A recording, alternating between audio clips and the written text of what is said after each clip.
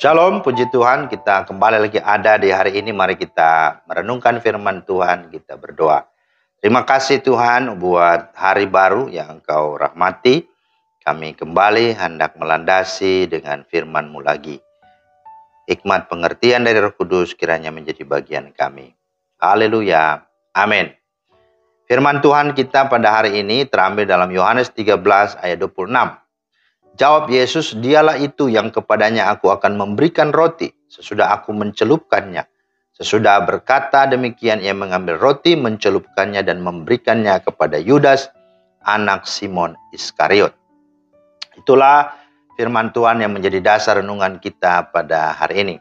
Tema kita adalah belajar dari Yudas Iskariot, orang yang bebal. Saudara, ada dua orang jatuh ke dalam lubang. Yang pertama, seorang anak kecil yang belum bisa membaca tanda-tanda peringatan tentang lubang tersebut. Kemudian yang satunya lagi, seorang dewasa yang meskipun sudah membaca tanda itu berulang-ulang kali, justru memilih untuk mengabaikannya. Nah, apakah perbedaan keduanya? Si anak kecil celaka karena ketidaktahuan, tetapi si orang dewasa celaka karena kebebalan hatinya. Yang pertama bisa kita maklumi, tetapi yang kedua tentu tidak. Nah saudara, Yudas dalam bacaan kita ini juga adalah pribadi yang demikian. Sudah berkali-kali Yesus peringatkan, salah satunya pada nas ayat yang kita baca tadi. Tetapi ia bebal, ia bersikap masa bodoh terhadap peringatan, nggak bisa diajar. Sudah lama mengikut Yesus, tidak berubah-berubah, tidak bertobat. Makanya tidak heran jika orang seperti ini akan mudah mengkhianati Tuhan. Saudara, Tuhan ingin kita jangan hidup seperti orang bebal. Efesus 5 ayat 15 berkata, perhatikanlah dengan seksama bagaimana kamu hidup. Janganlah seperti orang bebal, tetapi seperti orang arif. Mengapa saudara? Karena yang pertama, orang bebal itu tidak akan mengerti pekerjaan dan rancangan Tuhan. Mazmur 92 ayat 6-7 berkata, betapa besarnya pekerjaan-pekerjaanmu ya Tuhan dan sangat dalamnya rancangan-rancanganmu. Tetapi orang bodoh tidak akan mengetahuinya dan orang bebal tidak akan mengerti hal itu. Itu jelas. Yang kedua, mengapa kita harus menjadi orang arif bukan jadi orang bebal? Kenapa? Karena orang bebal tidak suka pada pengertian. Amsal 18 ayat 2 dan 26 berkata, orang bebal tidak suka kepada pengertian, hanya suka membeberkan isi hatinya dan percaya kepada hatinya sendiri. Orang bebal itu adalah orang yang tidak mau dan sulit menerima nasihat dan teguran dari firman Tuhan ataupun dari orang lain. Ia selalu merasa diri benar dan tidak pernah merasa bersalah.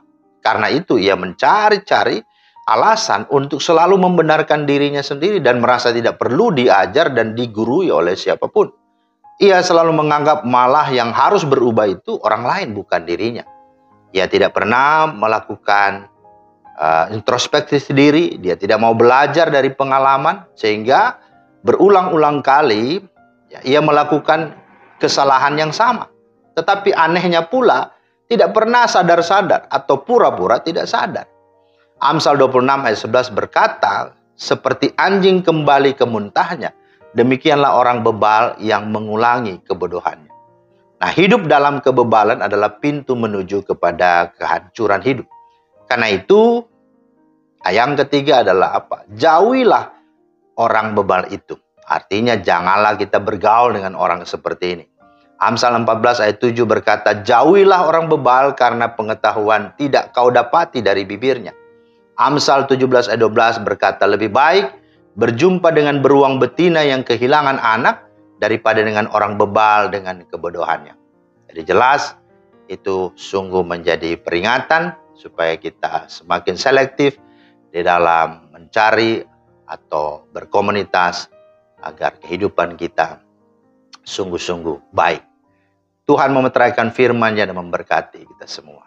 Amin. Terima kasih Tuhan atas firman-Mu. Biarlah kami dimampukan oleh Roh Kudus untuk benar-benar memiliki hati yang dengar-dengaran, hati yang tunduk taat, bukan hati yang bebal.